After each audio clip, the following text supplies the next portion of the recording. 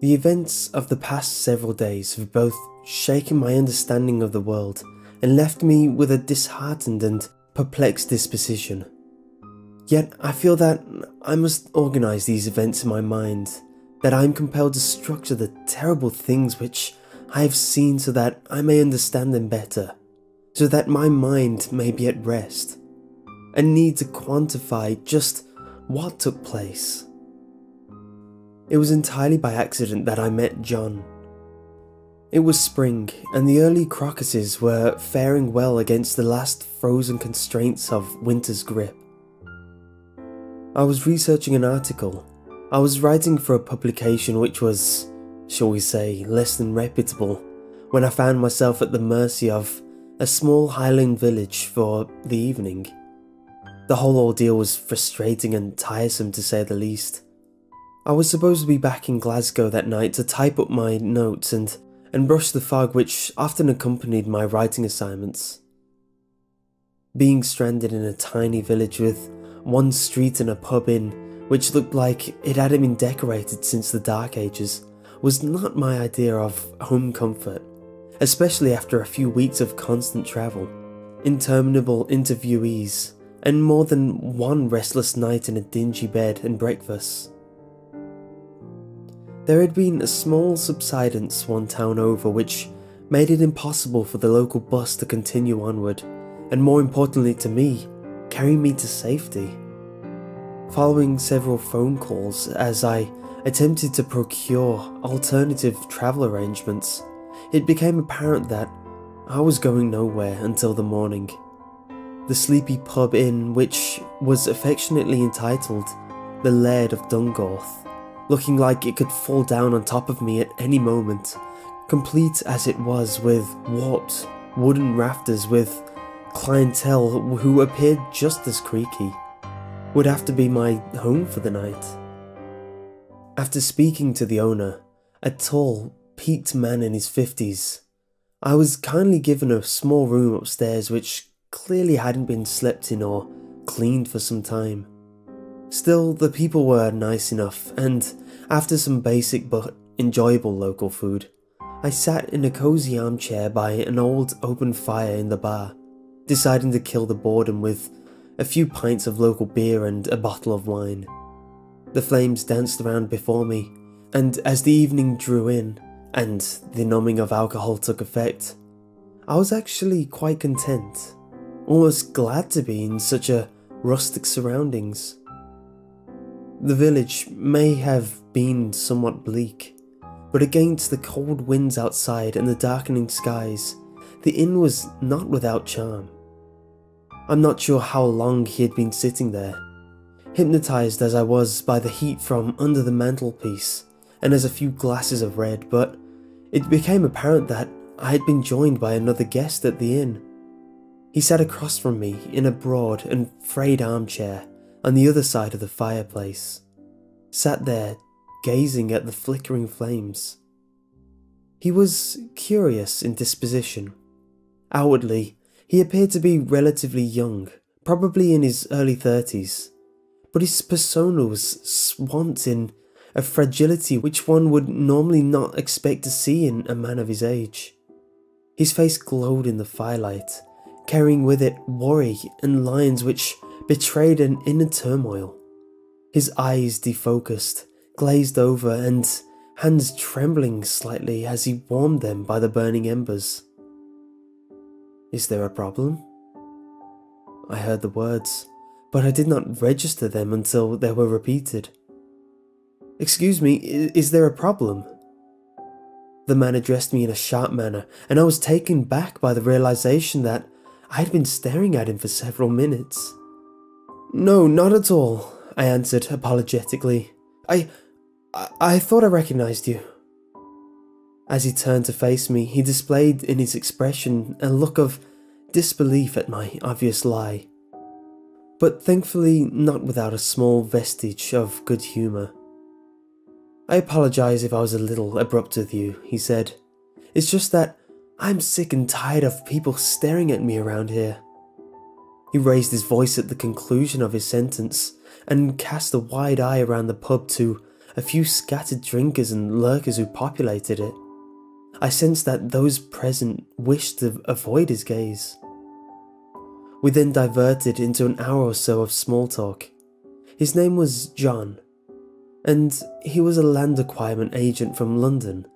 He claimed to be appraising a location nearby, which a local farmer was willing to sell off to property developers, but I immediately sensed that he was not comfortable talking about his work. In fact, he quickly changed the focus of the conversation onto me entirely, my job, life, family, anything. It was as if he needed our exchanges to continue in an obviously failed attempt to keep his mind distracted from a hidden anxiety. Each time I attempted to ask a question about him or his life, he would either provide 1 or 2 word answers or ignore them altogether, moving quickly into a question of his own. Finally, the conversation ran its course, as they often do with only one real participant, and for a moment we sat in relative silence, the only sounds coming from a few locals propping up at the bar and occasionally the clink of an empty glass being washed and cleaned by the owner. The pub was now noticeably dimmer, with most of the light being provided by a few small overhead lights and the fire which continued to crackle and flicker all evening. I turned to one of the windows outside, seeing nothing but darkness. Then, the words just escaped from my mouth without a thought or effort. "Why would people be staring at you, John?" There was a long pause as I looked at him while awaiting an answer. His eyes trained to the floor, but his face etched in worry. I expected no in-depth response given at the curtness of his previous conversation, and so continued drinking my wine when he suddenly replied in a somber tone. They all know, but they don't have the courage to speak about it." Turning to the few fellow drinkers still in the pub, he then shouted, "They're all afraid!" The response from the landlord and his patrons was unusually muted. They seemed to ignore John's accusations entirely, with only the briefest hesitation of movement or conversation proof that they had actually heard the outburst at all. I did not expect much of a volatile response, but there was desperation in that shout, anger and frustration. Then, looking directly at me with what I can only describe as a mixture of fear and heartbreak, he opened his mouth as if to speak again, before hesitating once more. I sensed that the man, deep down, wished to finally relieve himself of a burden, as if some piece of toxic information was boring into his very soul. As a writer, my curiosity was captivated by the possibility of an enthralling tale, perhaps even one I could use as the basis for a future article or story. Anticipating that, he now only required the slightest push to confide in me. I leaned over and whispered, "What is it?" filled with conflicting sentiment. I could feel that I was about to become privy to something very important, yet by his trembling and anxious demeanour, I dreaded what that something might be. Another moment passed. It was as if the entire room had fallen under a shadow of palpable silence, those nearby listening from tenebrous and uninviting corners. Then he spoke. "If you'd be kind enough to share your wine with me, I'll be glad to tell you," he said softly. He did not have to say twice. I rose out of my chair and asked at the bar for a second bottle and a glass to share with my companion. There was a peculiar hesitancy as the landlord picked up both from the shelf behind him, placing them in front of me. As I returned to my seat, I knew those present were now watching me, and I felt in my bones that there was something uncomfortably stifling about their looks, shadowed, accusatory glances steeped in fear. I poured a glass of wine, of which John drank in one gluttonous gulp, a sight I knew well as of a man drowning a malignancy which burns inside. After pouring him another, I sat the bottle between us, waiting for him to tell his story. After looking down at his drink for a moment, he raised his head, staring intently at me as the fire crackled and burned. Then, as if exorcising a burden from his soul, he began. John had initially intended on spending no more than a few days in the village. Even after travelling all day from London, and the evening bringing with it the bite of the Scottish winter, he intended to get started as quickly as possible. The quicker he was finished, the quicker he'd be home.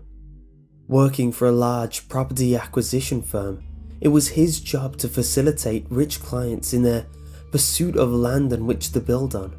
The individual he was representing at the time was especially interested in buying some farmland with a beautiful country view, where they wished to build a large holiday home for their family.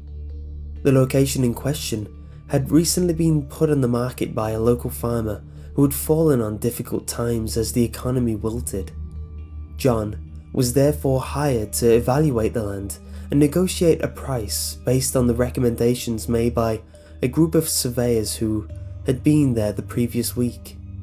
After checking into the Laird of Dungorth, he drove his car to the farm, which was only a few miles outside of the village. The entire area consisted of large, sprawling fields where crops were grown and animals grazed, a few patches of woodland, and the occasional river or bubbling stream. The negotiations were relatively simple. The farmer, an elderly man by the name of Dale, needed an injection of money as soon as possible to keep the rest of the farm on its feet, while the buying client was enthusiastic about the potential purchase and wished to conclude the deal quickly. Regardless, John was always careful about finalizing a deal before he himself had taken a look at the land. Over the years, he had developed a reputation for delivering exactly what a client wanted, without any nasty surprises after procurement, such as land subsidences or planning difficulties. Although he didn't much enjoy the groundwork of surveying, he was well qualified to spot anything which might cause difficulties at a later date. But despite this thorough attitude, he still hoped to be back in the city perhaps as soon as the next day, all things being well. The farmer, Dale, graciously agreed to take him out to the land by tractor, and it was not without a slight feeling of remorse that John listened to the old man describing the history of the area, his family's attachment to it, and why it was so important for him to keep the place going. But business was business, and the money Dale would make on the two fields in question would provide him with a substantial windfall, hopefully enough to help him weather the financial storm. Night approached quickly, and John was delighted that the bumpy and uncomfortable drive did not take too long. After a short time, Dale stopped the tractor, pointing to the two adjacent fields he was selling. For the next half hour, John sloshed through the mud and grass in his boots, taking photographs of where his clients were thinking of building, while perusing the surveyor team's notes, comparing them with his own observations. Dale did not wish to accompany him in the survey, and so stood by the gravelled path, watching forlornly.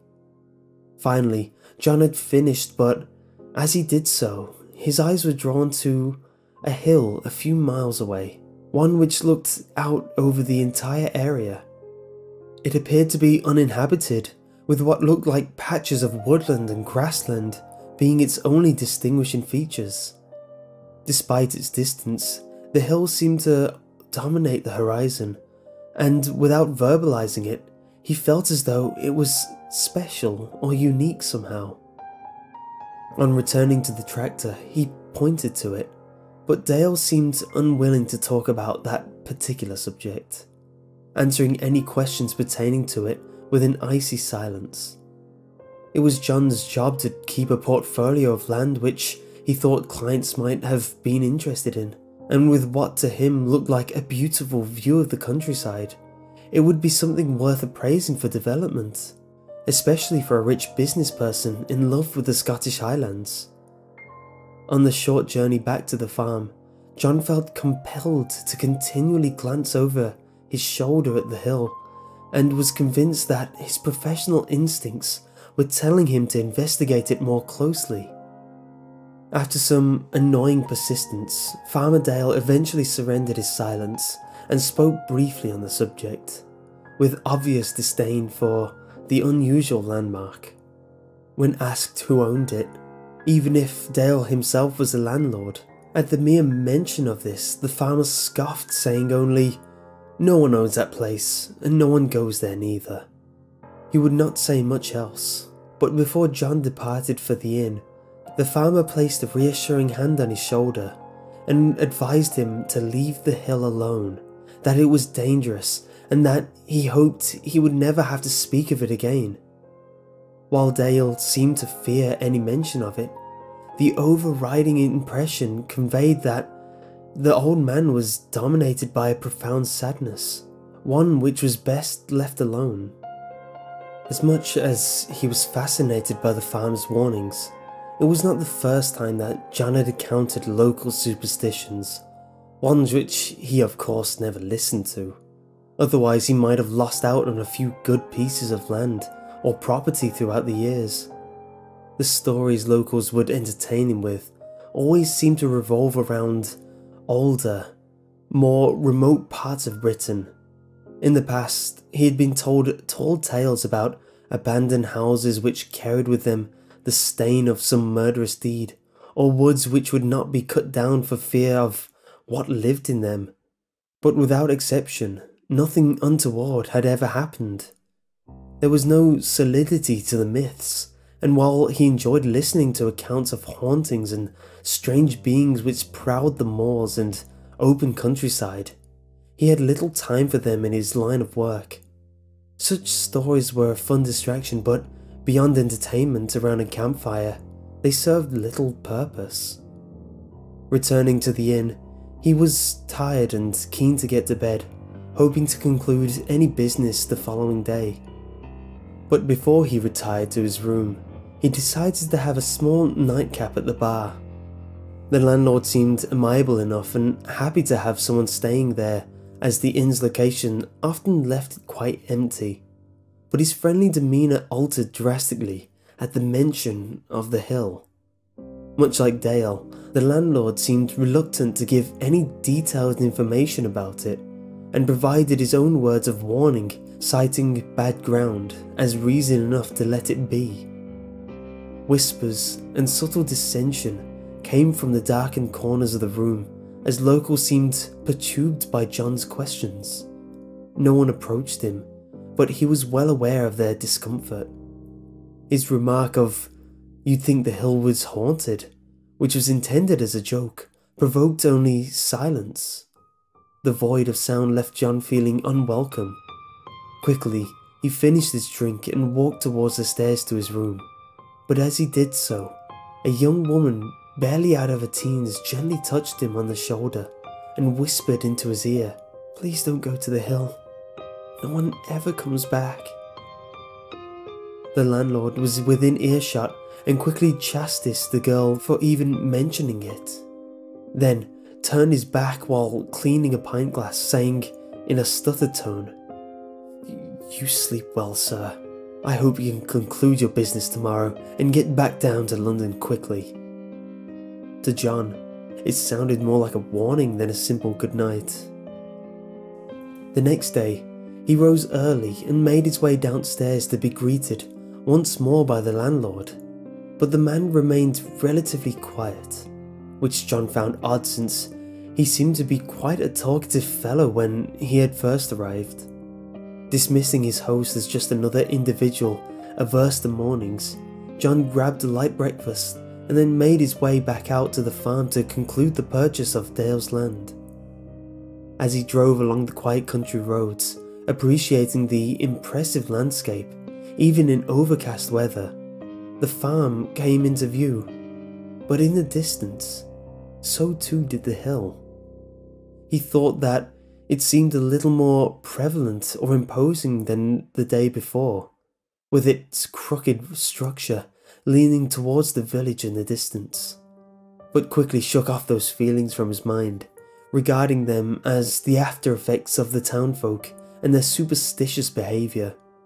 And yet, there was something about the place. With only a few administrative duties left to perform, John was hopeful that he could be finished by noon and then make the long 7 or 8 hour drive back to London, finishing up some loose ends before taking part in his usual routine. On a desk in his apartment sat a 30-year-old bottle of Balvenie malt whiskey, which he would pour a glass from after completing an important deal. This would be accompanied by a cigarette or two, the only time he smoked, as he couldn't trust himself not to succumb to the habit. A takeaway meal, and the next day off from work, to do as he pleased. These were the times he enjoyed the most, the conclusion of a deal and a little break before, once again, being sent to another remote corner of the British Isles. Sitting in Farmer Dale's cottage, John enjoyed the coziness of the place and its acquainted decorations, which reminded him of his grandmother's house as a child. Many of the facings were original, and he was certain that much of the house must have stemmed back countless generations. Dale himself seemed in a more pleasant mood than the day before, making his guest a cup of tea and a sandwich while John prepared the last of the paperwork. As the old farmer pottered around with a kettle and a pair of cups in his hand, John glanced through a nearby window, noticing that the house itself looked towards the nameless hill a few miles away. Without thinking, he mentioned casually that those at the inn seemed wary of it too. On giving John his tea, Dale sat down at the opposite end of the kitchen table, stirring his cup thoughtfully. There was another silence, similar to that of the evening before, despite the cosy surroundings. John, once again, felt uncomfortable. Then, eventually, that unsettling feeling gave way to annoyance. Why should he not simply ask why people were afraid of it? These were just superstitions, and it was madness to think that in the modern age people could still be swayed so easily by simple stories. After toying with the idea of remaining quiet, John finally broke the silence. "Mr. Dale, I don't mean to be rude, but ever since I arrived in the village, people seem to be acting strangely about that hill, and they treat me like I've committed a crime by mentioning it." "Perhaps you did," he said. "Perhaps you shouldn't have mentioned it at all, son. With all due respect, I just want to know who owned it, as I thought it might be a good area, an exciting property development." "Property development?" Mr. Dale scoffed. "The only thing that should be done with that place is that the ground be sowed with salt. It's just a hill." "Just a hill?" The old farmer trailed off for a moment, looking out of the window towards the uncomfortable subject of their discussion. "Mr. Dale?" John said, this time more softly. "I've been to many scenic locations around the UK. I know that some areas of stories, they get a bad name or just seem a little frightening, but in my experience, I've never come across any of them that couldn't be put down to simple superstition. I'll even prove it." "Prove what, lad?" said Mr. Dale, suddenly apprehensive. "I fancy a stroll before I head back to London. I think I'll take a look." Standing up abruptly, the farmer appeared now more anxious than angry. His upper lip quivered, and he had the appearance of a man who had been hiding a destructive amount of stress from the outside world, just waiting to be vented. "You mustn't go there!" he shouted. "Please, Mr. Dale, I didn't mean to offend you." John's thoughts now turned back to the deal at hand, and with nothing signed yet, he did not wish to jeopardize it with his curiosity. How would he explain that to his client? The old man slumped back down into a seat as his eyes glazed over, as if fighting a losing battle against an onslaught of terrible memories. "I lost my son to that place," he said, trailing off. "Oh God, I'm terribly sorry. Mr. Dale, please accept my apologies. Let's just forget the whole thing." "No, it's not your fault." The old farmer smiled across the table with a sorrowful countenance. "No, no one talks about my boy. I'm not allowed to. The locals think that just speaking about him and the others will somehow bring more misery down to the village." After a brief pause of contemplation, he broke down, saying, "He was a good lad. We're not built to lose our children. Oh God." Burying his hands in his face, he began sobbing uncontrollably.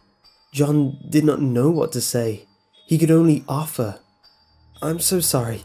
Is there anything I can do?" Wiping the tears from his eyes, Dale sat back in his chair mournfully. After a few deep breaths, he composed himself and then spoke, his voice quivering with held-back emotion. "No one knows when it started, and no one knows why." "What started?" asked John, his compassion now overpowered by curiosity. "I grew up in this village, and even when I was a boy, people didn't have a clue. Sure, they talked about old stories, about a dispute between two powerful families which went back hundreds of years." Dale leaned forward, scratching the graying stubble on his chin before continuing. "But no one knew their names. At least no one who was willing to talk about the hill. The deeds to that land are probably sitting in some solicitor's safe, with the owner living the high life somewhere, unaware of the price we've all paid." "Surely there must be a record of the owners." "I'm sure there is, lad, but you won't find anyone around here who wants to know. Over the years, the odd person would ignore the warnings and venture up there, normally kids daring one another to have a go, but they never come back." Dale shuffled in his seat uncomfortably as tears began to fill his eyes once more. "My boy, he didn't listen, and just like the others, he went up and he was gone." "Surely you went after him?" asked John in disbelief. "Yes, I did. I tried to go up there, but as broken by grief as my wife and the other children were, they pulled me back from the foot of the hill. They knew it would take me too." "So your son could have been up there, hurt, dying, and you didn't go after him, all because of some stupid superstition?" The ideas that myths and lies could have resulted in a young boy's death enraged John, yet he felt ashamed of himself as soon as the words left his mouth. Dale suddenly flew across the table, grabbing his now unwelcome guest by the collar, battering him against the old stove. "Who do you think you're talking to?" Dale screamed, his voice shaking John to his core. For an old man, he was still strong as an ox. For a brief moment, he thought that the farmer was going to hit him, but then, just as quickly, Dale relinquished his grip, turning his back. When you have 3 other children to feed and a wife who'd be heartbroken, you'd think twice about going up there too. Besides, a few of the boys from the village helped my wife, and well, no one would let me go. Not because they cared about me, well, maybe some did, but mainly because they lived in constant fear of that place, of what's up there, that it might come down and pay us all a visit."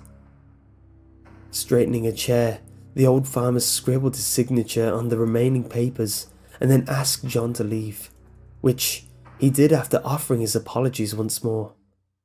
At the door, both men gave their polite goodbyes, and Dale simply adding, "There's an old saying around here, best leave alone. You'd be wise to listen to it." Despite being shaken by the old farmer's volatile reaction to his inquiries, John was still certain that he wanted to visit the hill. Knowing that those in the village would try to dissuade or even physically restrain him from doing so, he was resolute in driving there immediately from the farm. As he got underway, he thought that perhaps some good could come of it. He could break their fear of that place. But it was more so his stubbornness which now motivated him. He wanted to prove he was right, and if he discovered a piece of land perfect for development in the process, all the better. Getting there was more troublesome than he first anticipated. While there was a small country road which led to the foot of the hill, it had been apparently blocked off by the villagers. An arrangement of large concrete slabs, red bricks, old wooden posts, and other discarded materials had been unceremoniously dumped at either end of the road, making entrance by car an impossibility, and by foot only with great difficulty. Seeing the very real and physical lengths at which the locals would go in order to stop anyone from accessing the hill, John felt an increasing impulse to reach its peak and return to the village to let those below know how ridiculous they'd been. After leaving his car by one of the blocked entrances, he climbed over the stack of rubble with some effort, careful not to cut himself on anything which protruded, and then made his way along the road. For a moment, he considered what he might find on the hillside, and the very real possibility of discovering the grim remains of previous visitors, thoughts which momentarily left him questioning his current course of action. The road was just wide enough for a single car, and it had obviously been left to the elements for some time, with large potholes scarring its surface and deposits of mud and gravel covering the tarmac in places. As the hill came into view, he was struck by how much larger it appeared to be than he had estimated. From a distance, he would have assumed a quick hike to its peak, but looking at its incline arching away from him, he realized that it would probably take around 2 hours to reach its crest, and that was only if the track or at least a good footing could be found. Looking at his watch, it was early afternoon, but he believed he'd still have enough daylight to make it to the top, and then back to his car for safety. It was there that he began to notice some of the strange landmarks, more peculiar features. It stood quite alone, with no accompanying hills around it, as if it had been left there in isolation, quarantined from the land itself. Its ascent seemed more pronouncedly crooked than it had at a distance, asymmetrical, leaning slightly to one side in a bizarre fashion, and its surface was covered in sporadic pockets of trees, while wild and untamed collections of long grasses, a tangle of dead yellow strands embraced or strangled by the green shoots of more successful strains invading all around. Most surprising of all was that there was a man-made path which ran up towards the peak, one which he was delighted to discover. It had been spared the onslaught of the wiry and spindly grass which had consumed everything else. For a moment, John considered that this was all a hoax, and that it was the victim of an elaborate joke, as the path looked well worn, as though used often.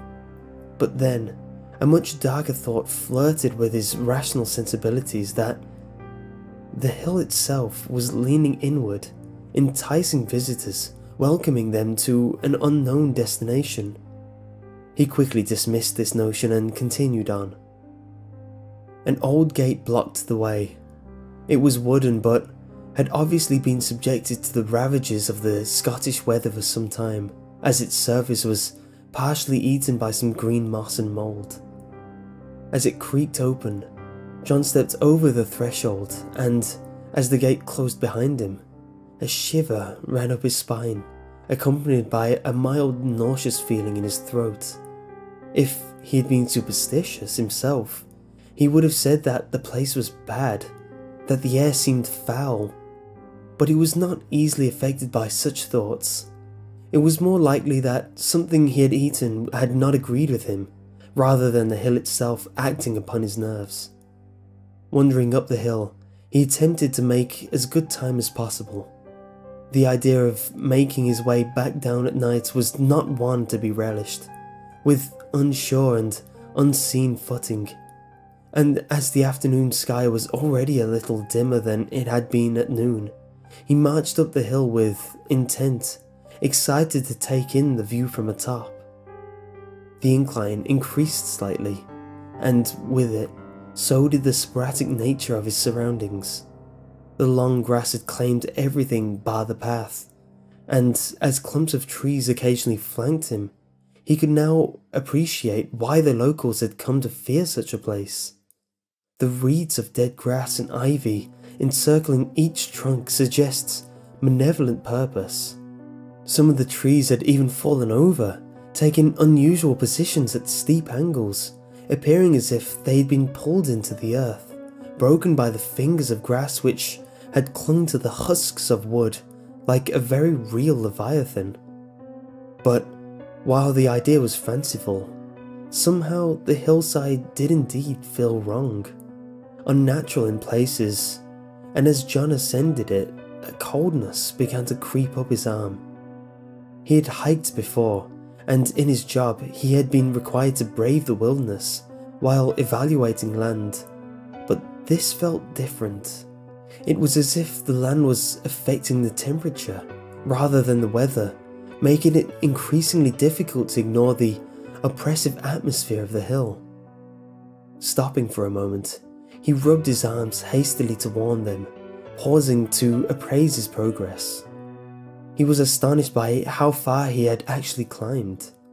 He had been walking for no more than 20 minutes, but looked in the direction he had come from. He must have been at least halfway up the hillside. But how could he be?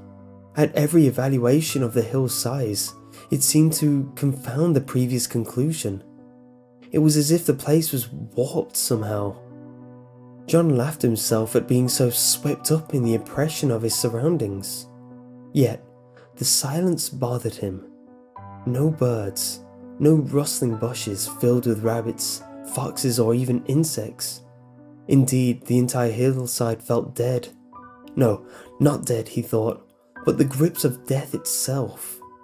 It was, however, winter, so perhaps he should have expected the seeming sterility of the countryside, but the quiet still perturbed him. Then, another unusual phenomenon came to his attention, an inconsistency. Something which contradicted his own memory, his very faculties. The path behind him was now different. While climbing, John had been amazed by how overgrown the hillside was compared to the track leading upward. This led him to suspect that it was perhaps used regularly. But on looking down the hill, it now appeared to be engulfed by the wandering hands of nature. Perhaps not completely, but certainly to a far greater degree than it had been before. The grass swept over it, while bushes and trees leaned in nearby, suggesting a more rugged terrain than he had initially noticed. Yet the path ahead lay clear. Looking to the world outside and down below, everything appeared distant somehow, almost synthetic in appearance. The colours were not as vivid. The meadows which populated the valleys had forgone their vibrancy, and the sky itself filtered down towards the ground with what John could only describe as false light. He struggled to dismiss the unwelcome feelings he was experiencing, and while he continued on for a time, as he climbed, the nausea from when he had first stepped foot onto the hillside returned. The cold sensation which had enveloped his extremities had progressed like a disease, penetrating his insides and chilling him to the bone. John had tried his best to reach the peak, but he was no fool. He knew that not a month passed without a report in the news about an inexperienced walker or climber going missing on a remote mountain, and while the hill was a seemingly more humble prospect, he was now willing to accept defeat, even welcoming it. The surroundings felt menacing, and his current physical condition was enough to cause retreat.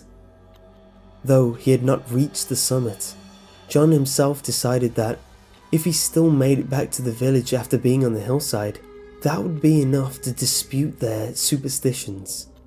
Perhaps he would return in the summer to evaluate the land, considering his decision to be postponement rather than an admission of failure, entertaining the notion that the locals may have been right all along was not something he wished to do.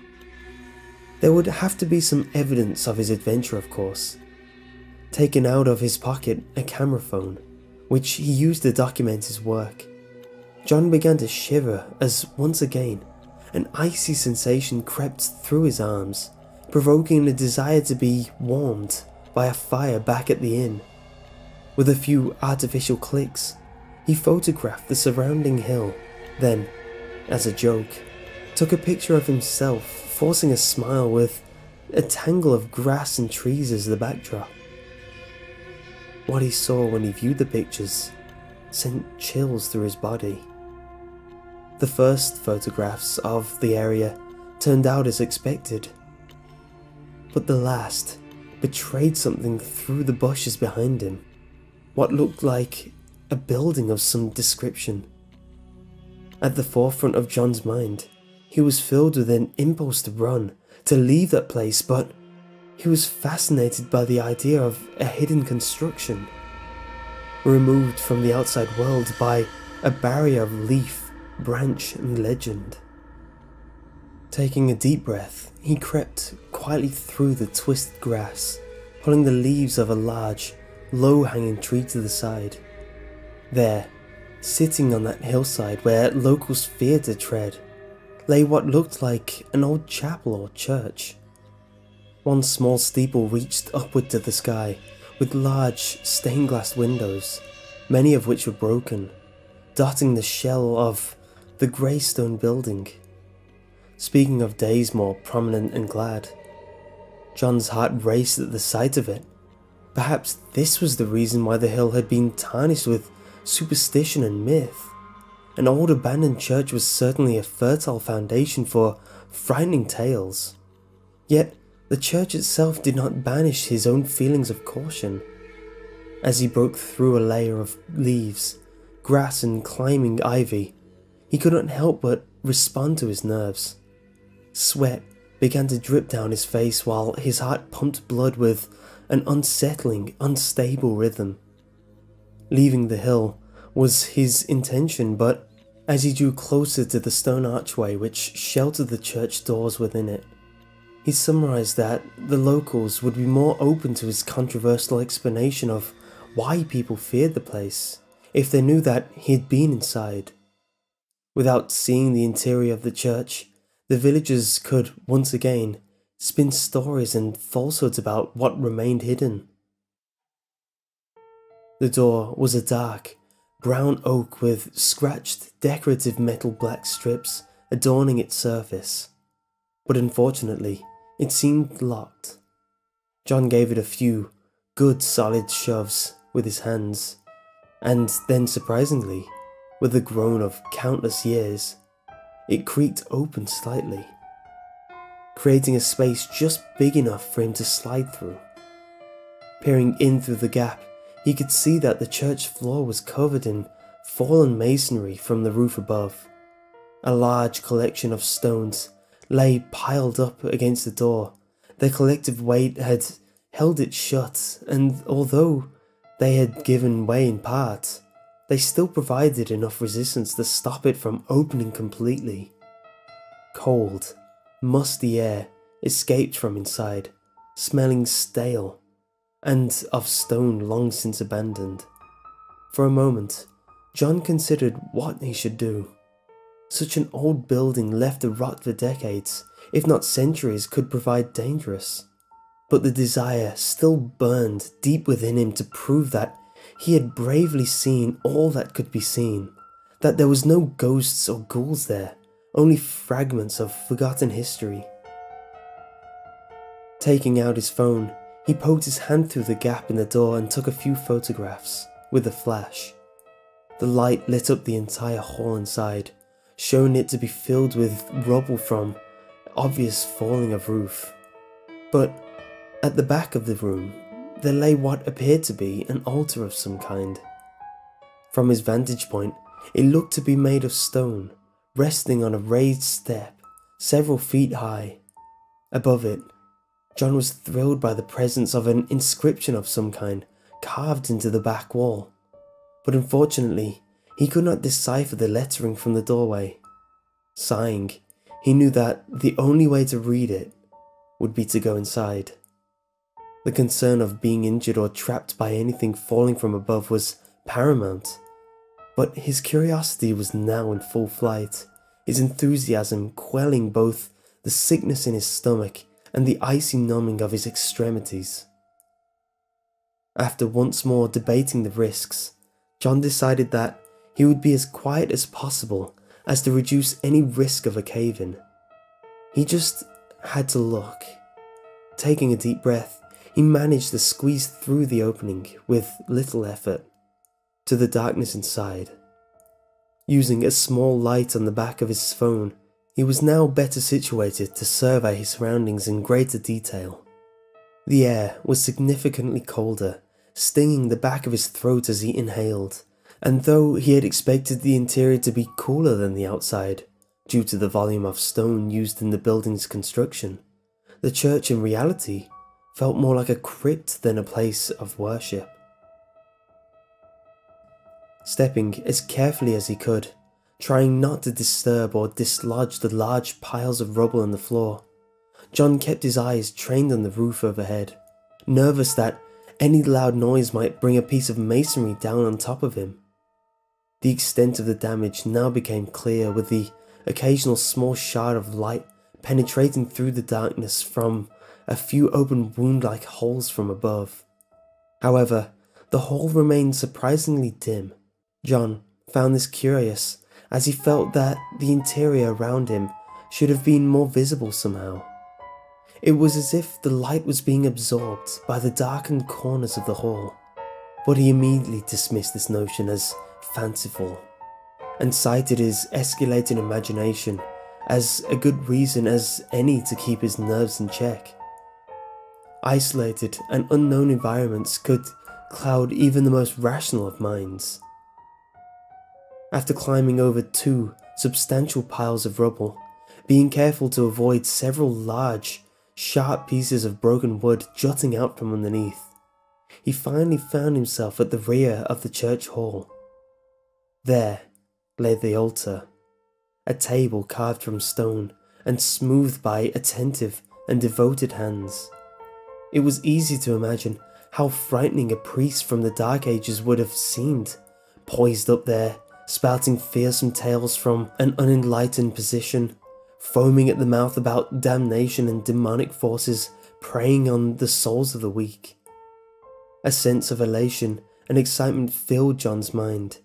To be standing near to something with such a deep sense of history, yet he considered warily the possibility that the altar had been quarried from the very hill, wrenched from the deposit of rock deep within the ground, born of processes far older than humanity itself. But the thrill of such an old and rare discovery quickly extinguished those thoughts.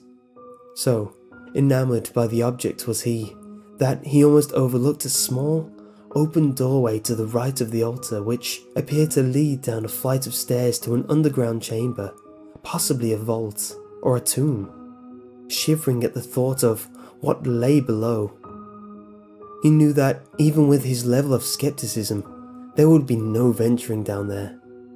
Superstition or not, wandering underneath the floor of a clearly decaying building was not a wise idea. Pointing his phone's narrow beam of white light to the rear of the hall, it cast a diminutive yet welcome glare over a series of dusty steps which led up to the altar's platform, a natural arrangement from which a priest or preacher would have delivered their service hundreds of years ago. But yet, there felt little that was natural about it or its housing.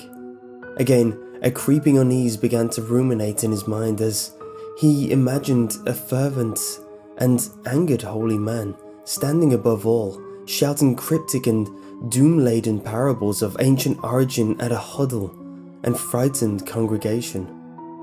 Making his way onto the platform, eager to study the inscription on the back wall more closely, his attention was unfortunately distracted from the cluttered ground at his foot, clipped by a broken rock lying on the last step. Stumbling forward abruptly, John's shoulder slammed painfully against the edge of the stone altar before reaching out a hand to break his fall on the cold, hard platform floor. The noise of his fall echoed throughout the building, with the sound ricocheting from the wall to roof. For a second, he imagined that he heard a fainter sound stirring from elsewhere, close but far. Answering in kind, a small piece of debris plummeted from above, smashing to the ground, teasing and threatening a series of heavier and deadlier replies yet to come. Relief coursed through his body, glad as he was that the object had not been more substantial in size, and even more so that the stone impacted in front of the small doorway rather than against his head. He was becoming increasingly unsure of his safety. Regaining a solid footing, he stood up on the platform, holding his shoulders, which was now battered and bruised, keeping his eyes trained to the roof nervously, all but for a gentle wind whistling through the holes and gaps in the building's outer shell. Silence was omnipotent. Anxious that any other movements might bring the entire ceiling down on top of him, John waited for several minutes before amusing temporarily safety from further falling masonry. Then, slowly and more carefully than before, he turned and appraised the altar more closely. Religious iconography dotted its sides along with strange, jagged symbols which he did not quite recognize. It was easy to imagine a communion of sorts being given from there, each member of the congregation somberly approaching, disheveled and malnourished, receiving a blessing from a stern priest who spoke more of wrath than of love. John would happily concede to anyone that he was not the most creative or imaginative in nature, but there, in that forgotten place, he was surprised by how vivid his impressions were. He could almost see those who would have worshipped there, pallid faces sheltering from the bittering cold of winter, bodies withered by fruitless produce of poor harvest, yet fear of something extraordinary and undefined suffocating their every thoughts. Yes, the church was such a decrepit little place that it was very easy for the mind to populate it with ghosts of lamented souls. Of course, he had no way of knowing how correct or inaccurate his assumptions were. Shirking off the shivers of a wandering mind and laughing to himself for being so easily affected by the place, John's gaze finally fell upon the inscription carved above into the back wall.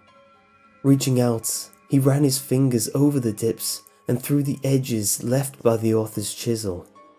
It was clear that the message on the wall was out of place, rushed as it was with each letter unaligned with those which came before it, suggesting them to be a product of someone hurried, wishing to spend as little time within the church as possible. Standing back, the light from his phone now illuminated the words which came sharply into focus, reading: "Those who dwell in Dungorth took this hill in 1472. In 1481, we gave it back, in hope that those we disturbed will forgive our trespasses." Contemplating the meaning of the inscription, he stood motionless once more, as the fearfully apologetic wording began to gently disturb him.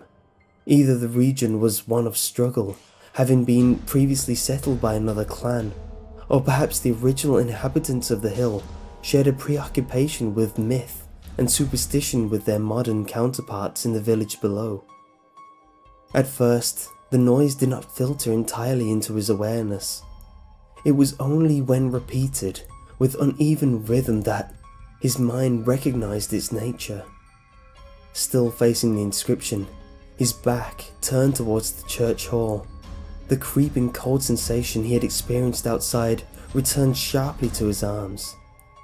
His body quivered in retaliation to the temperature, which had nosedived at an alarming rate. His breath, visible in panic, puffs in front of his face. John's flesh crawled once more with fear, as the sound of one foot scuffing a stone floor nearby was slowly followed by another. But who would be in such a place? Not one of the villagers, not with their superstitions and stories of warning and omen about the hillside. The footsteps felt closer, and his confidence diminished.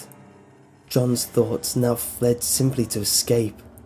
As the noise increased in volume, threatening proximity, it was clear that he would have to rush past whoever stood there to make it to the door. There was nothing left for it. He had to push the jarring fear which now gripped him out of his mind. Slowly, he turned to face whoever was behind him. For a moment, he thought that he would be faced by the strained faces of those from his imagination. But the hall was devoid of life, empty, yet still the sound of feet scuffing stone, like sandpaper on skin, filled the air. John's frozen gasp rang out as something moved in the corner of his eye. Turning quickly to the darkened doorway which led underneath, the head of the indecipherable figure moved as its body raised up slowly with each shuffling step from below. Terror coursed through his veins to such a degree that his rationality melted away, only to be replaced by pure instinct.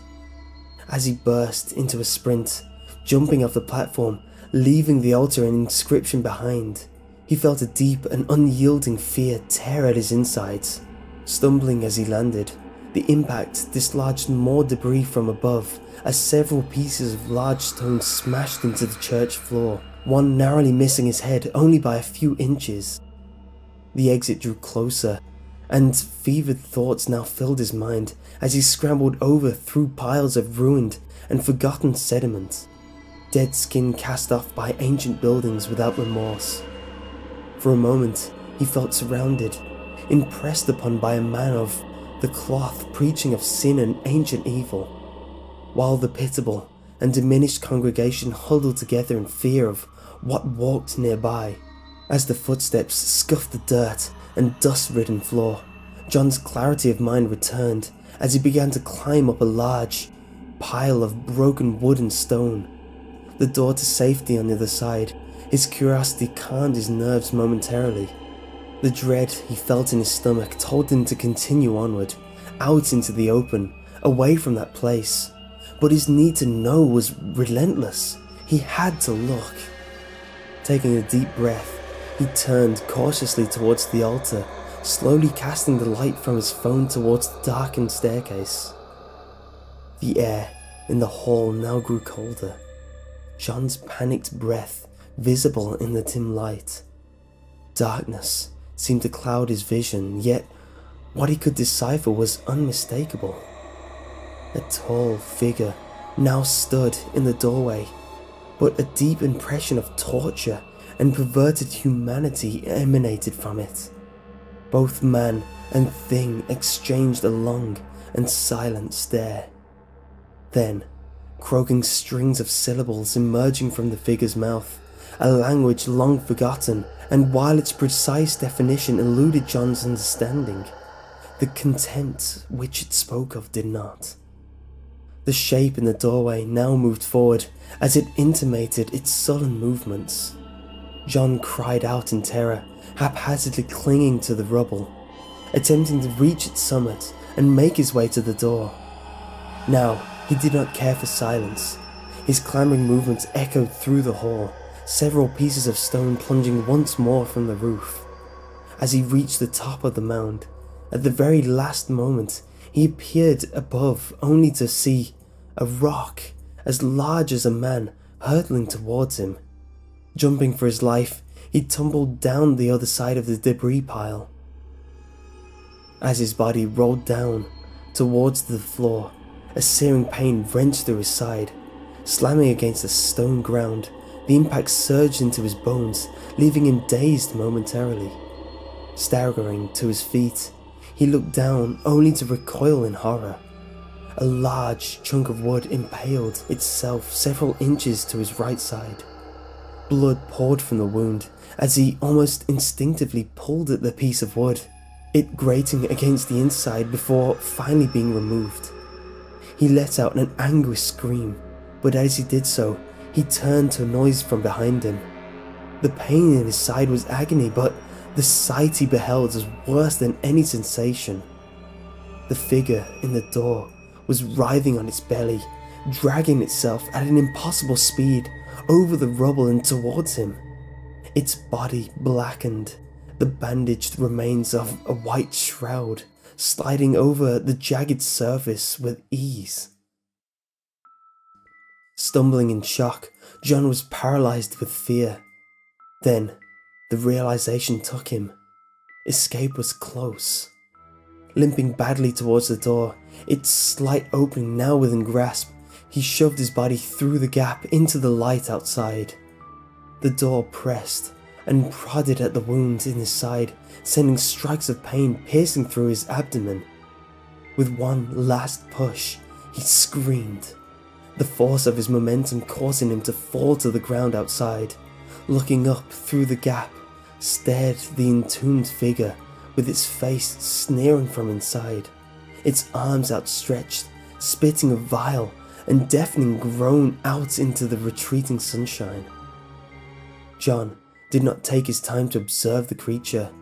He staggered once more onto his feet, his hand now drenched in blood as it clenched the open wound on his side. Moving as quickly from that place as he could, leaving the church grounds behind, he was sure he could hear voices from deep inside as he fled, the yells of vitriolic protests of long since gone clergy and congregation, mocking, resentful, and despised. In his haste, he had lost track of direction, unfamiliar with the surroundings.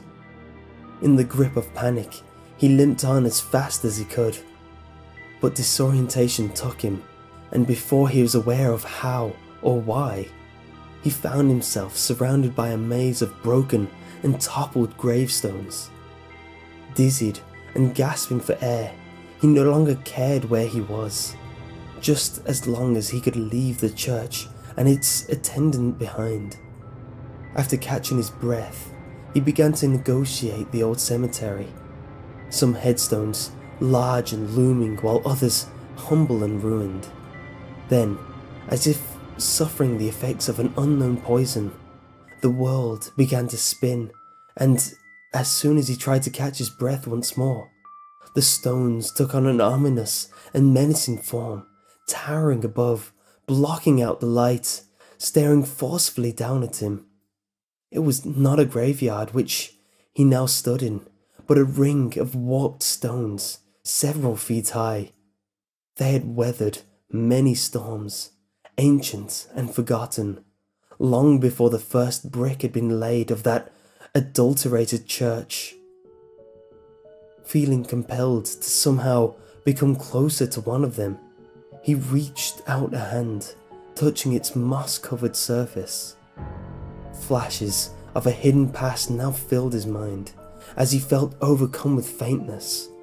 His vision clouded, and the world began to spin as an abrupt nausea swamped his senses, one which was so intense that it knocked him to his knees, and though he struggled valiantly against its grip, within seconds he crumpled to the ground, the wound in his side heaving and throbbing with each beat of his heart.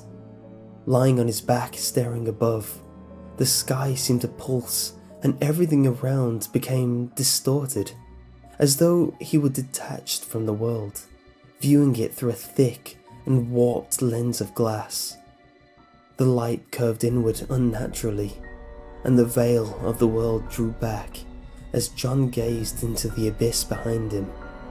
Awareness left him.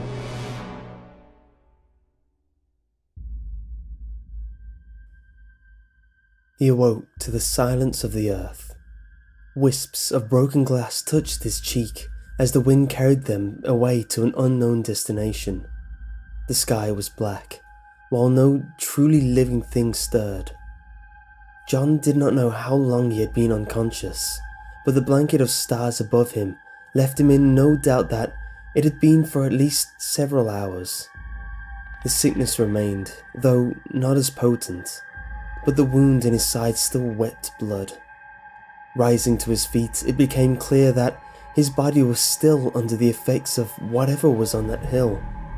In the intoxication of it, the world still possessed a fluid, watery form, but on closing his eyes for a moment, he felt that he had somehow become accustomed to it, at least to the point where he could gain his bearing and find a route to escape.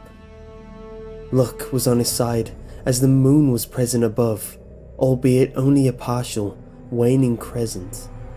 This provided him with enough illumination to gauge the strange world and its shapes which surrounded him. He was unsure if he remained where he had fallen, as the ancient standing stones, which he remembered vividly, and no little sense of dread, were nowhere to be seen. But as he stood there, with his hand vainly attempting to stem the blood from his side, a frightening realization crept towards him. John found it difficult to convey to me in simple words what this was, but he described it as the rules of nature upturned. Nothing seemed to make sense.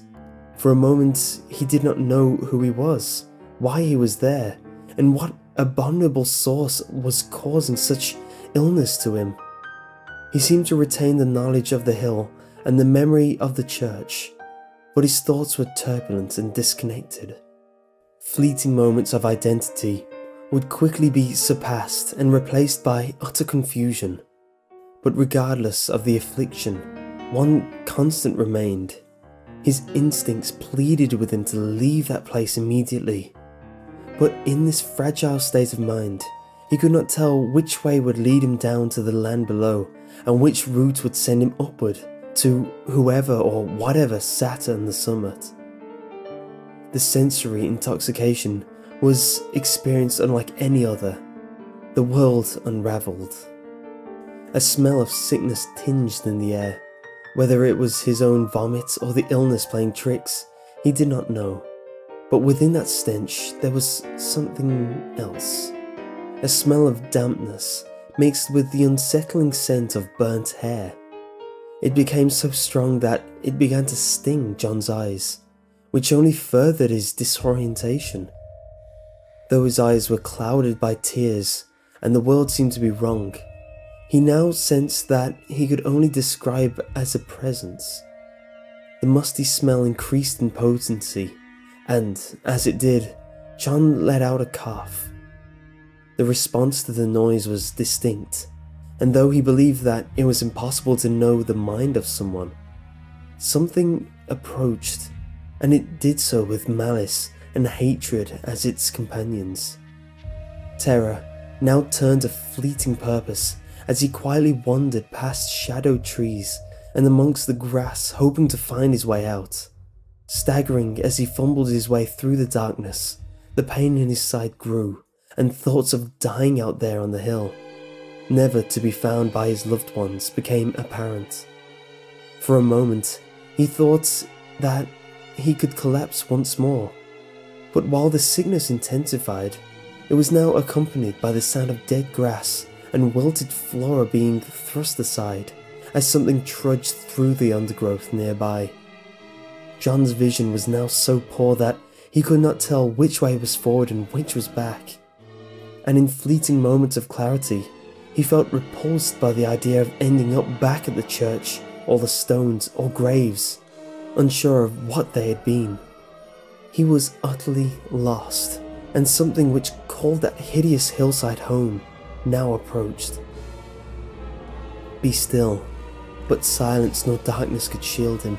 No realm of oblivion could provide obscurity, for a wickedness as old as the earth now stalked a man who once laughed in the face of superstition and myth. The air grew denser, and what little sight of the silver moon above provided diminished as though it were being sucked deep into the ground with no escape. Then, nothing. The noise of branches and grass being broken and pushed aside ceased, and in its place a void of sound, almost unbearable. At the end of his nerves, John could feel any remaining vestige of hope or escape abandon him. It was close, its breath could be felt upon the air, foul, rancid, as of something which long ago lived, and yet had not relinquished the desire to cause hurt and pain. Then, movement. Dead leaves cracked under its weight. The long grass which had seemed so impenetrable, so dominant, now torn and broke with each shuffling stride. The only thought in John's mind now was to hide.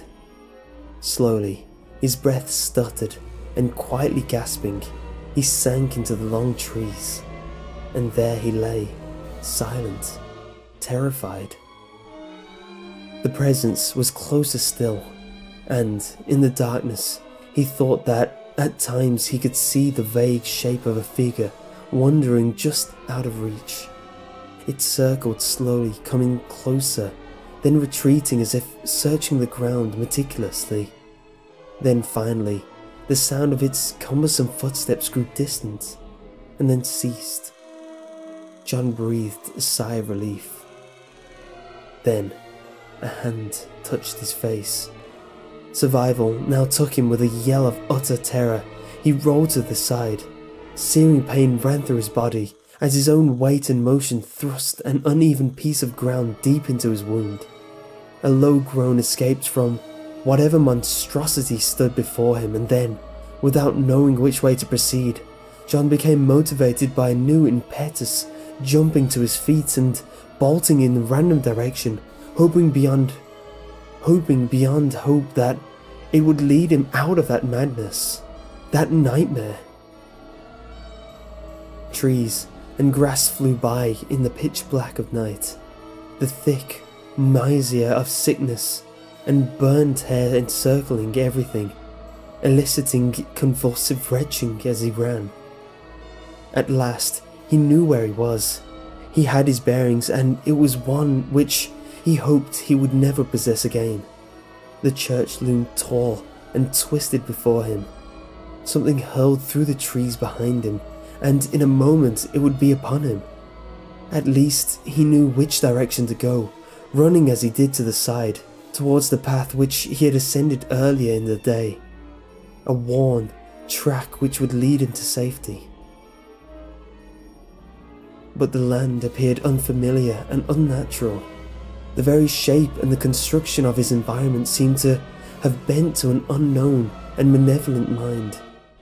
He had to continue on, to get away from what pursued him. The path must have been in that direction. Then, finally, he broke through a line of bushes and trees into a clearing. His heart sank to the depths he did not know. There stood the church once more, but it appeared to be different somehow. By night, the building seemed to possess a more sinister and bizarrely altered form from its daytime persona. For a moment, John imagined its steeple to be not of rock, stone or concrete, but of vine and earth and wood, spiralling towards a heaven which had long since spat it out at the world. The rustle of trodden leaves approached once more as he stumbled and gasped for air. The pain from his wound was now almost unbearable, each step forward accompanied by an internal, blinding, tearing sensation. Forced to flee across the face of the church by his stalker, John moved as best as he could, staggering and limping, weak and exhausted, entering a thick network of brambles and thorns. His clothes caught as the barbed appendages of the plants scratched at his face and arms. It was no use. He could not outrun what was coming. Looking over his shoulder, Someone was clearly ripping through the branches only a few feet behind him. Fear coursed through John's veins as his stalker now bore down on him.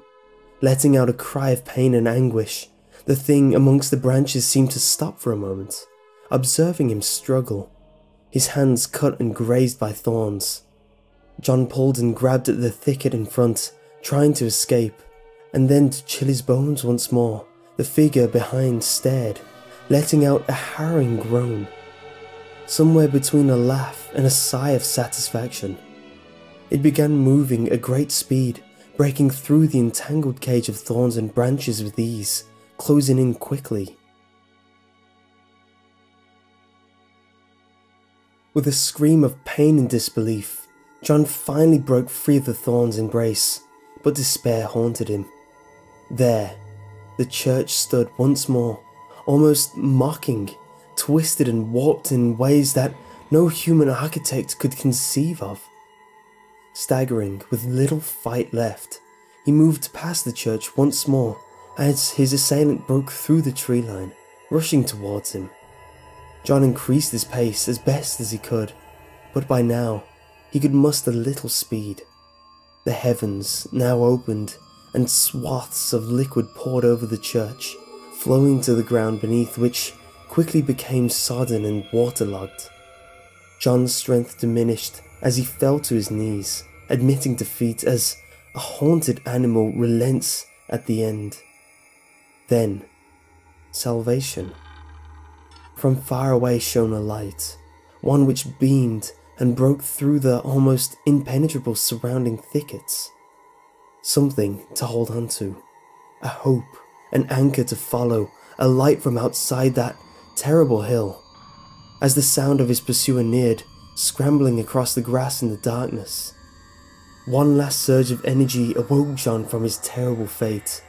The sight of the light and life reignited what little vestige of hope remained.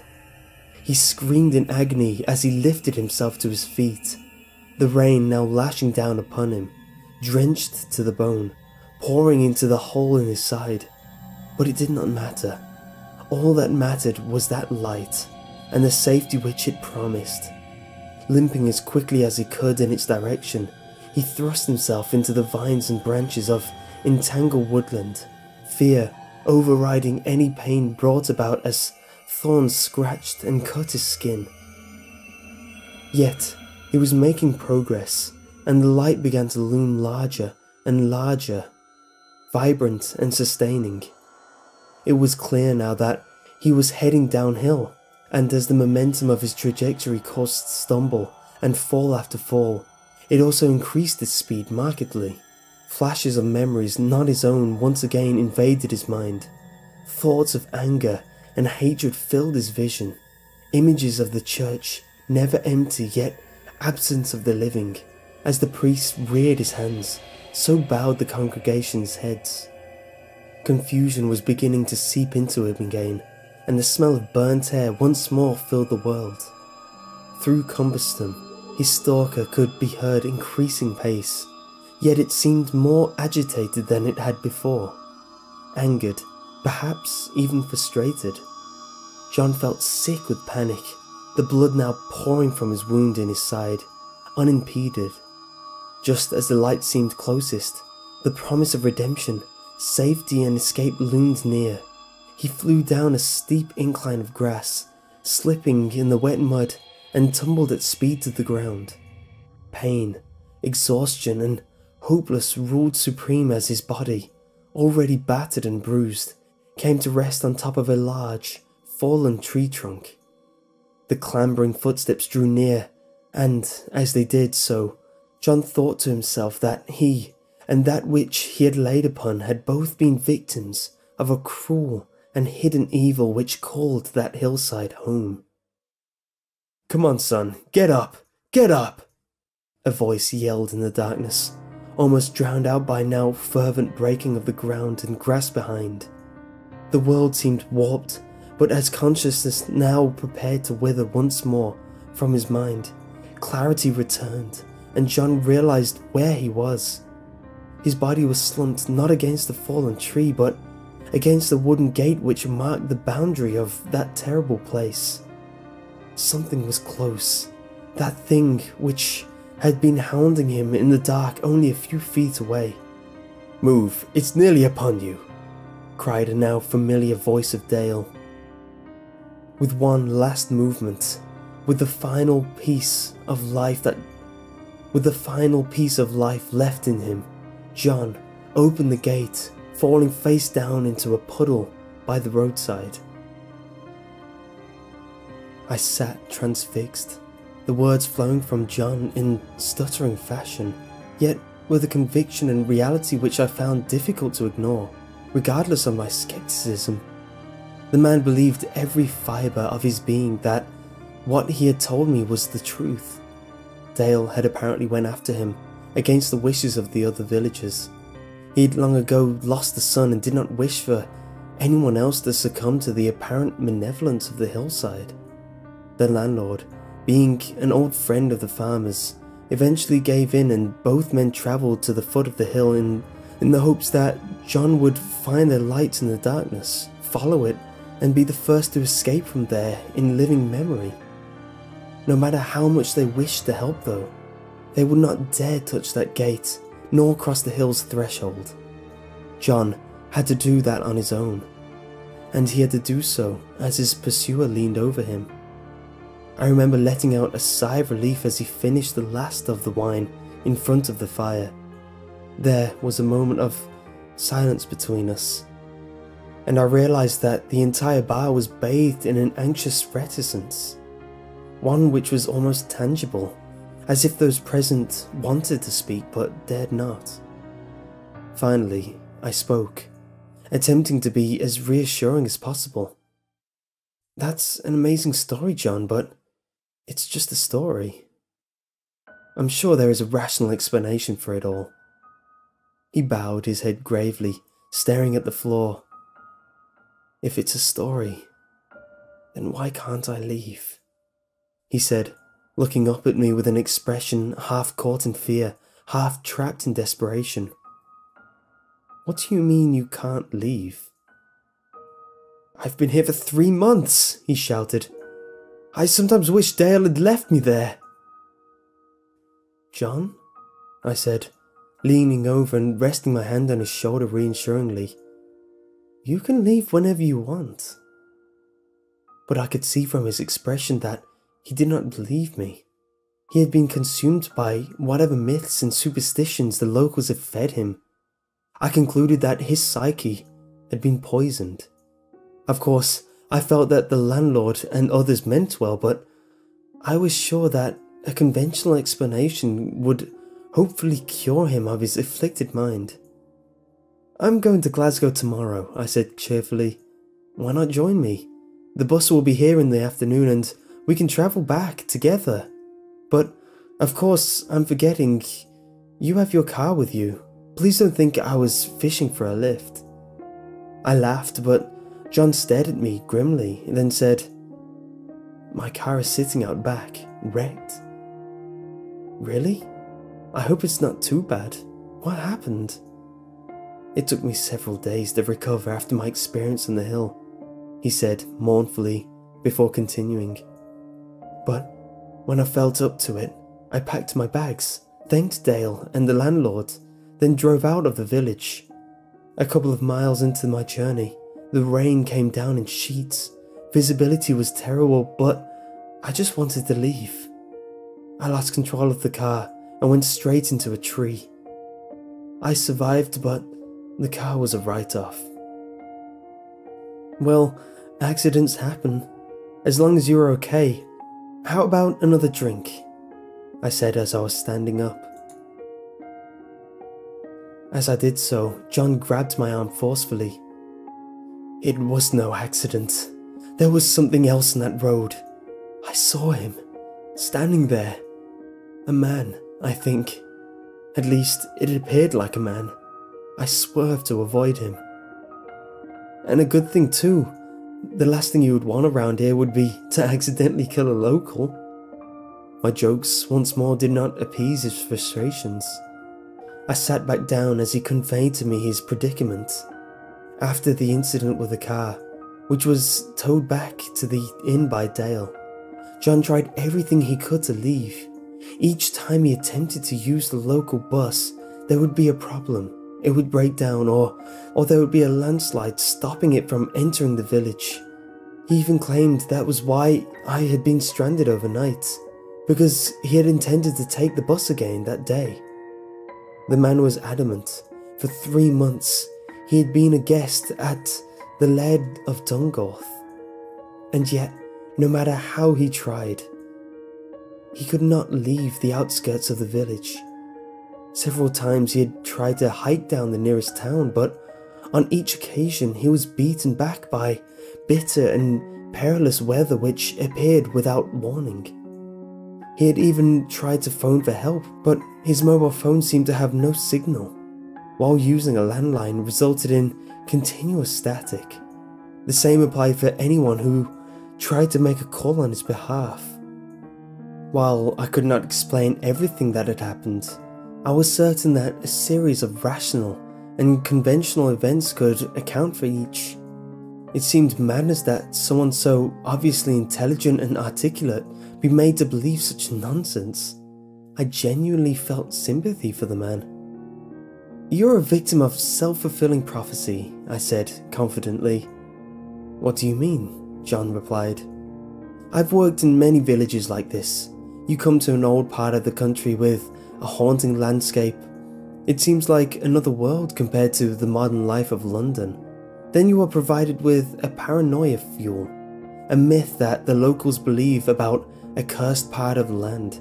Taking all that in, you have some terrible luck hitting a tree with your car, and before you know it, you believe the whole thing. Perhaps you even imagine the figure on the road, maybe even the whole encounter." "What about the hill?" he asked, obviously intrigued by any possibility that escape could be achieved. "Probably a placebo effect from all the stories you've heard. That, or who knows, maybe you had food poisoning or a virus of some kind and hallucinated the entire thing. Maybe there's even some nut up there living in that church." It was obvious that he remained unconvinced, but I felt that it was my duty to take this poor soul out of that village, back to Glasgow where he could hopefully make arrangements to get home. I have seen the damage that unfounded beliefs could cause amongst people and communities before, and I was genuinely appalled by it. I just wanted to help. "Tomorrow, we'll get the bus together and I'll buy you a pint in Glasgow." He never said much in return, other than nodding his head reluctantly in agreement. The next day, I rose early with a singular purpose. While I had to get home and work on my assignment, the bus was not due until the early evening, which gave me just enough time to persuade John to come with me in the most dramatic of fashions, to go to the hill myself. I knew that if I returned without any of those strange experiences, that perhaps he would forget about the superstitious nonsense which the villagers had afflicted him with, and leave on the bus with me. I must also confess that I was utterly intrigued by the idea of the place, and while I had absolutely no doubt that John's experiences were mistaken, I actually felt that there might be an article or even a story in the whole ordeal. As a writer, such opportunities rarely present themselves. Before I left, I spoke with him and made my intentions clear. He pleaded with me not to go, that his fate need not be mine, but after much protestation, he accepted that I would not be dissuaded, and reluctantly agreed that, should I return without paranormal, supernatural or otherworldly incidents, that he would leave for Glasgow with me. After providing me with directions, ones which I was sure would not be forthcoming from the villagers, I made my way to the supposedly tainted hillside. I must admit that when I saw it at first, it did appear odd to me, misplaced somehow. But again, I counted this to the subconscious effect of John's tale. The environment appeared to be just as he had described. At least that much was accurate. The road was blocked with rubble and rubbish, and I too found the wooden gate lying at the foot of the hillside. There was even a stain of blood upon it, certainly making the conclusion of his story more believable. The thought of some maniac up there did give me pause. But even if someone had chased John through the undergrowth, they had probably moved on, being confronted by Dale and the landlord.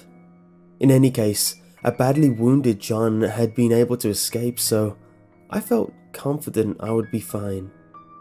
I did not feel anything out of the ordinary as I crossed the threshold, and while the tangled weave of trees and dead grass did provoke feelings of decay, I was surprised by just how innocuous and commonplace the environment felt. After climbing the steep path, which clearly had been used numerous times in recent years, I reached the spot which was reminiscent of John's descriptions. And there it was, obscured from the world by a wall of leaves, rotting wood and grass. The church. I was significantly surprised, as I thought such a building would surely have been part of John's hallucinations, and I concede that I began to feel slightly unnerved by its existence, and hesitated for a moment before proceeding. I'm embarrassed to say that, had the area not been illuminated by the morning light, I may have considered retreating, but I did not. The church was fascinating, and I, at the very least, wished to see if John was, as he had said, with an altar undisturbed inside. It was not difficult to gaze inward, though I shuddered slightly, remembering the description of the door being partially blocked by debris. Yet it lay wide open, unimpeded, and this discrepancy did give me pause once more. Yet, there I stood, at the threshold, peering inside. It was exactly as he had described. The floor strewn with rubble from a failing roof, the altar raised up ahead, an inscription, which by now I had no doubt did indeed read as John had stated, and the doorway leading downstairs to an unknown destination. You must understand that at no point did I genuinely think that something supernatural resided there. The very idea seemed laughable, but I did begin to question my safety. Thoughts of a hermit or mentally deranged recluse living under a remote church did not fill me with confidence.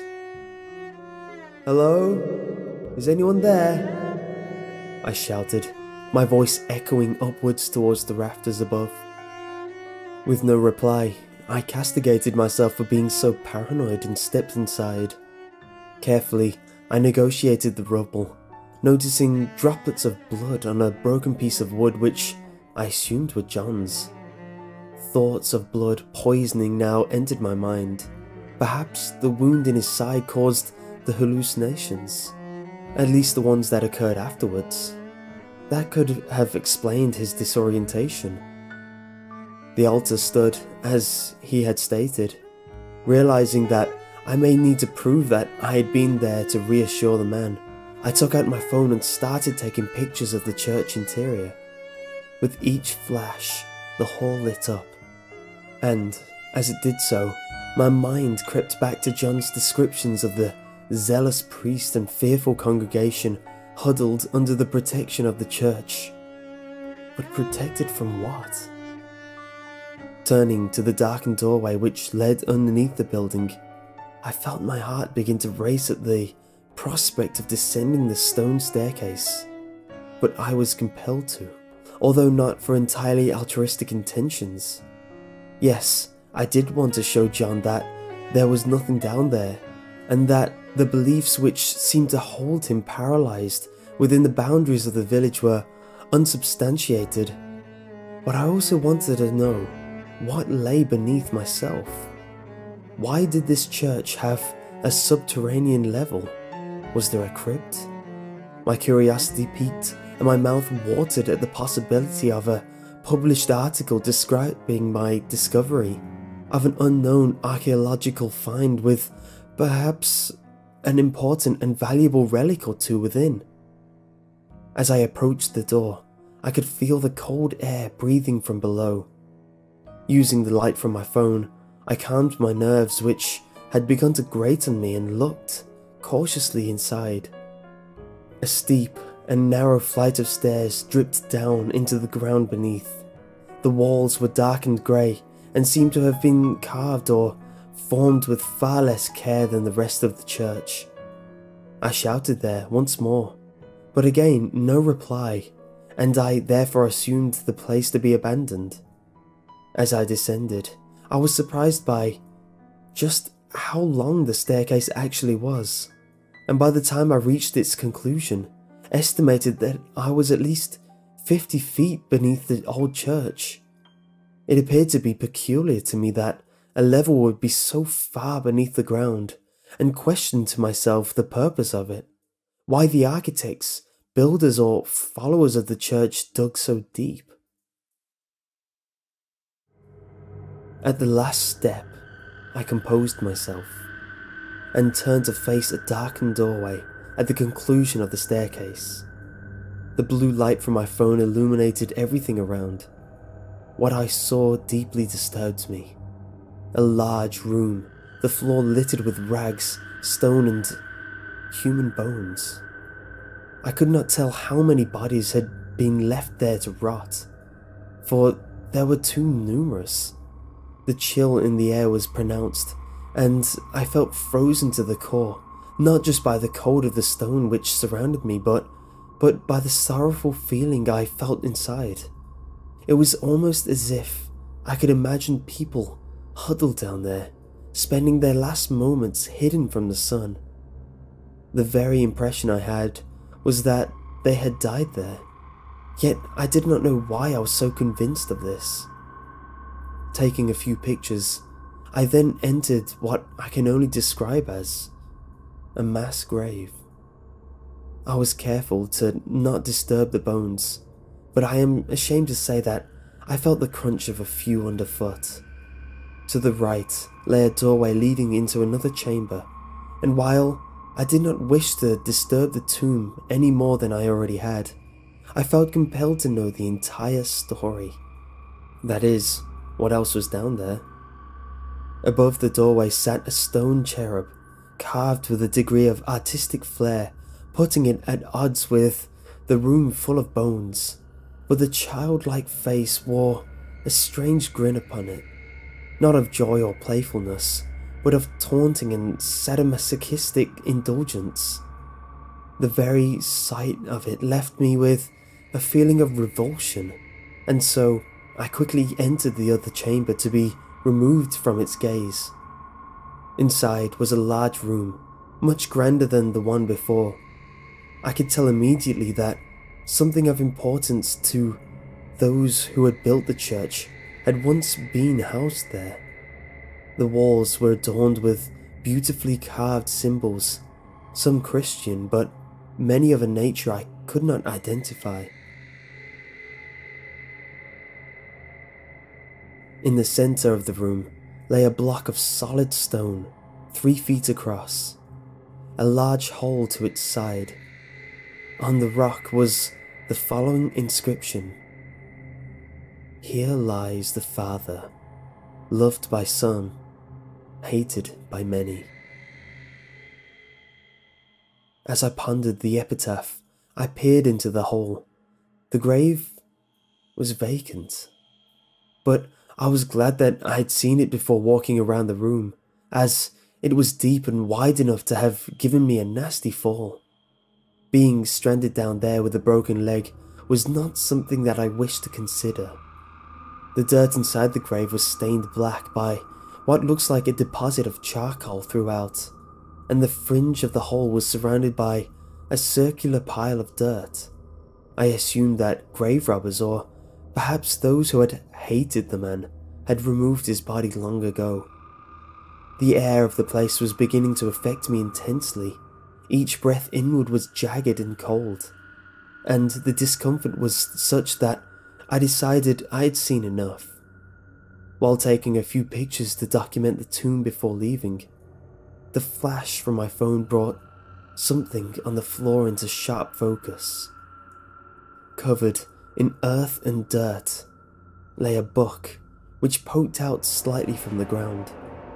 Gently blowing the dust from it, I carefully lifted it up, resting the book on top of the makeshift gravestone. The binding was ancient, peeling slightly as I ran my hand over it. The dark red cover, which I could not identify the material out of which it had been made, spoke of time gone by and stories lost yet important. Deep down, I knew that such an item should be removed carefully and studied by scholars. But as a writer, my passion for a story compelled me to see what it contained. Opening it, I was amazed. This was a chronicle, a handwritten account of the history of the church, its congregation and the hillside, a snapshot of a people long since forgotten. It was written in a linguistically confused tone, as the wording seemed to be a mix of Old Scots, English and phrases in a language unfamiliar to me, one which I assumed to be Celtic or Gaelic in origin. However, the passages in Old Scots I could read to a degree.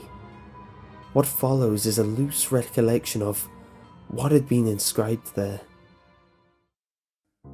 In the 15th century, a group of refugees came to that area in search of a place that they could call home. The valleys, or glens as they were known in Scotland, were uninhabited at the time, as too was a strange hill which dominated the landscape. The people were from a place called Dungoth, and they had escaped from the laird there, who had ruled their region at the time, fleeing his persecution, as he was a brutal and merciless ruler who punished all who did not follow his beliefs. In all, they numbered only in the hundreds, and while their elders wished to settle in the glens, a prominent priest amongst them claimed that to bless the lands and to ensure that no ills would befall their community, the hill must be settled first, a beacon of holiness casting a shadow of protection on all below. While some were suspicious of the man's fascination with that place, he was known for his kindness and as one whose judgment could be trusted. Disheartened, the elders began to follow his example, as it was typical of the time for people to be God-fearing. There, on that isolated and baleful hill, they built a small settlement, but almost immediately a few of the settlers began to fall ill, a sickness which could not be explained and which often resulted in a feverish madness. The priest blamed a number of standing stones which were peppered throughout the hillside, remnants of, to him at least, an old and heretical religion. It was decided under the supervision that the people should build a church. With the presence of the consecrated ground, it was thought that the effects of what resided on the hill previously would be eradicated. They were wrong. Despite their efforts, the sickness only grew worse, and many began to suspect that the priest himself was in league with the abhorrent forces at play. Some of the elders rose up against him, but under his orders, members of the church congregation executed those who rebelled. Fearing for their lives, many of the settlers who were outraged by the priest and his followers fled in the night, escorting the remaining elders to the lands below.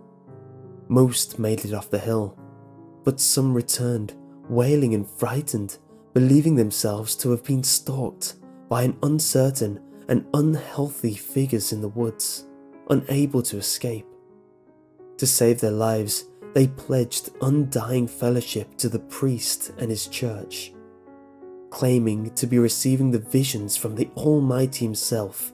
The holy man assured the villagers that if they carried out his explicit instructions, that they would all be saved. Each night they gathered in the church as the priest spewed forth his visions and damning, seething hatred for those who had left.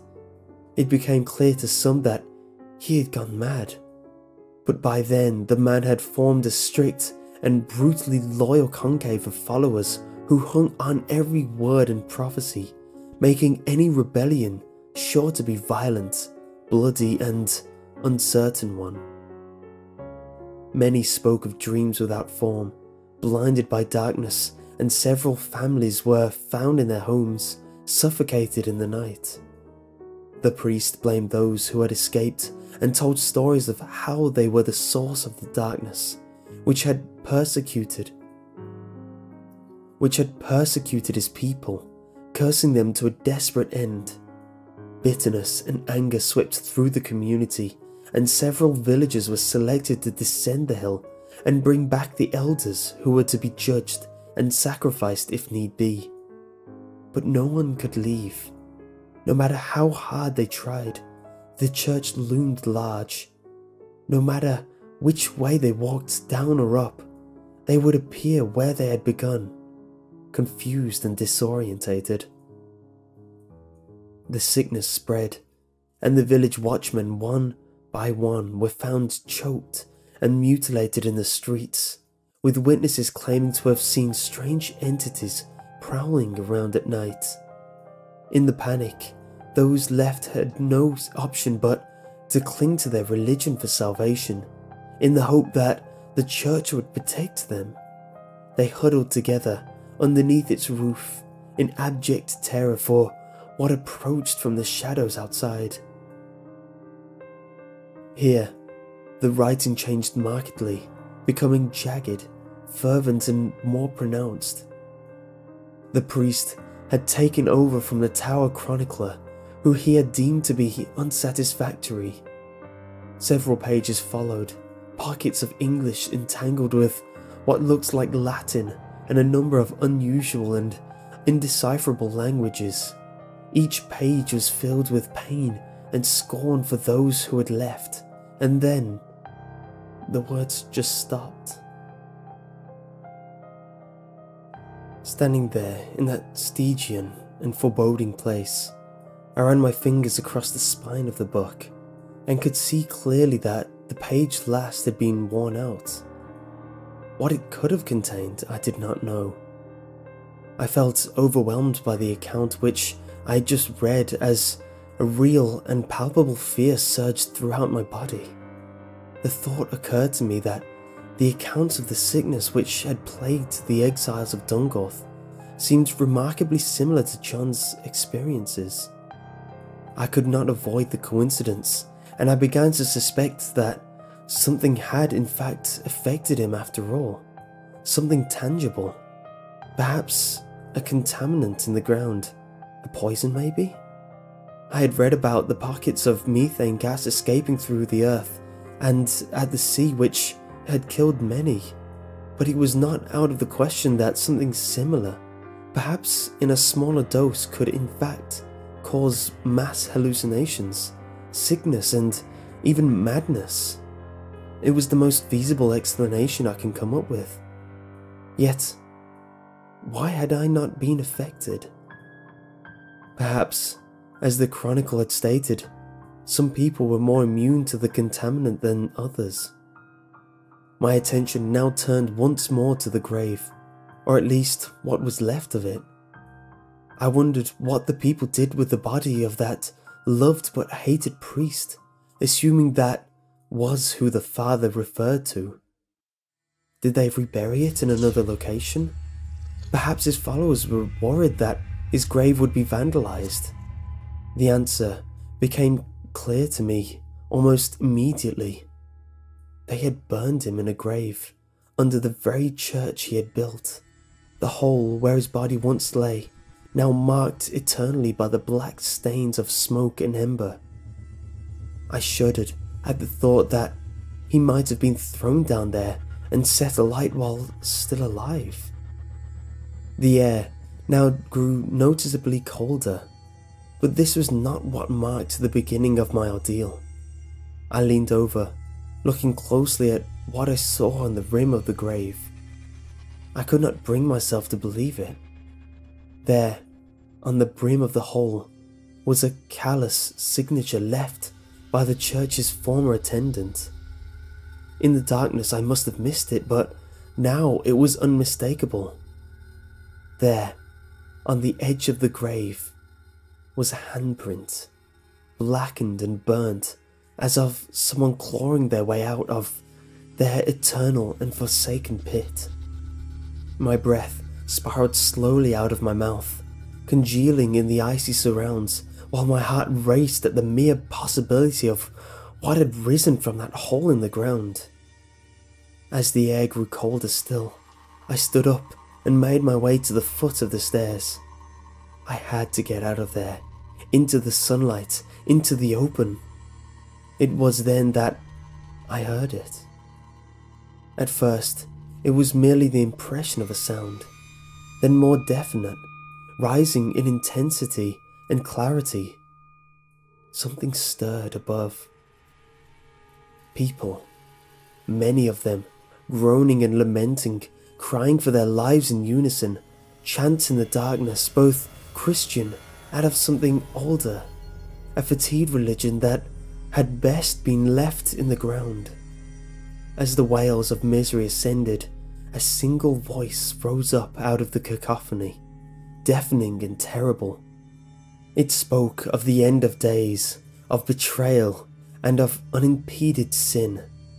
The voice yelled and screamed, renouncing all who did not listen, a vengeful sermon from that stone altar above. I cannot put the fear I felt into words, alone in the cold darkness of that defiled crypt, with no way out other than up and into that church hall where something hideous now relived forgotten and terrible times.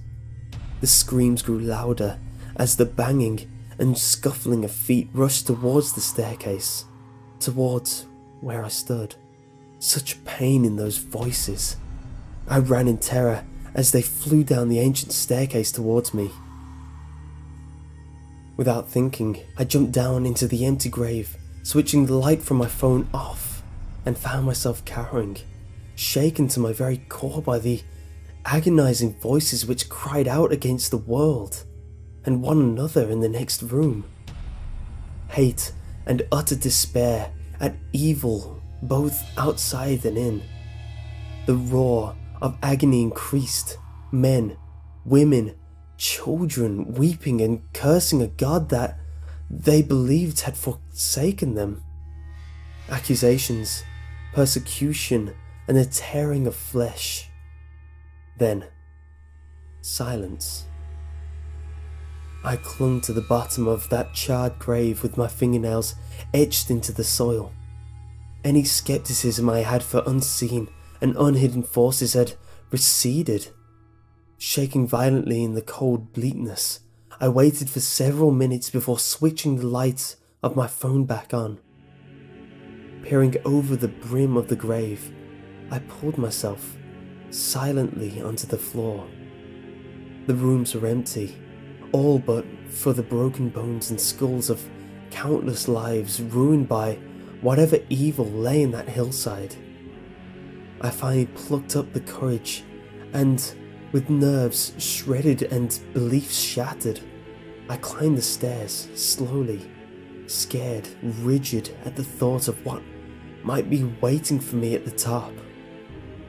But it was my only way out, and I would be damned if I was going to end my days the way those poor people had, cowering deep below. The hall was empty. As quietly as possible, I crossed the room, negotiating debris and rubble quickly but quietly, cutting through an oppressive silence, finally exiting through the doorway and to the open air. Once out of the church, I fell to my knees, quivering with anxiety as I tried to process the entire experience.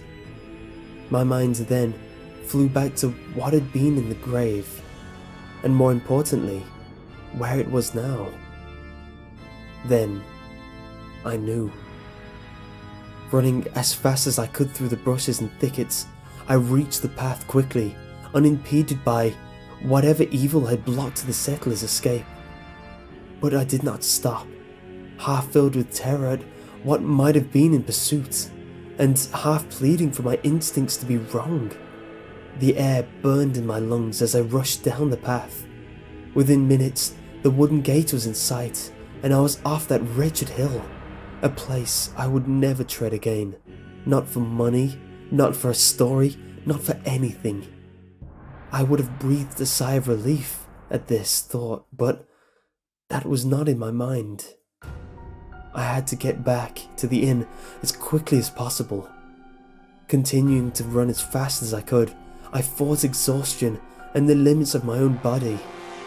And, after a time, across a field and a hedgerow, finally the lead of Duncorth Inn came into view. Staggering towards the old building, it was then that I heard it. Screams of agony and terror and for mercy. I knew instantly where and by whom. A newfound jolt of stamina found me as I broke into sprint once more, bursting through the doors into the bar. There, the room lay in silence. Villagers staring at their drinks while the landlord himself stood motionless, his eyes pointed to the ground. The screams continued from the rooms above. I begged and pleaded for someone to help me, but none would listen. Realizing I was alone to confront it, I broke for the stairs, but the landlord forcibly intervened, dragging me back, his arms wrapped tightly around my shoulders. "Leave him, son. You can't help him," he yelled as two of the men attempted to restrain me. I thrust my elbow into the stomach of the landlord behind, and then barged past the two men, knocking one to the floor. Tearing up the stairs, I followed the awful cries straight to John's room. The door was locked. Thrusting my shoulder against the door again and again, it cracked and splintered against my efforts. With each strike, I heard the garbled gasp of something unearthly inside in response. Finally, the door gave way, and in I went. For a moment, I glimpsed something which looked like a man.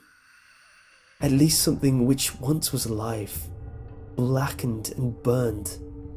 It turned its head as if to stare at me. I cannot say whether it truly saw me, as it had no eyes to speak of. In its grip was the crumpled and lifeless body of John. Then it turned, wriggling through an open window, carting the poor man's body behind. They were both gone. The room then took on a volatile and fluid appearance.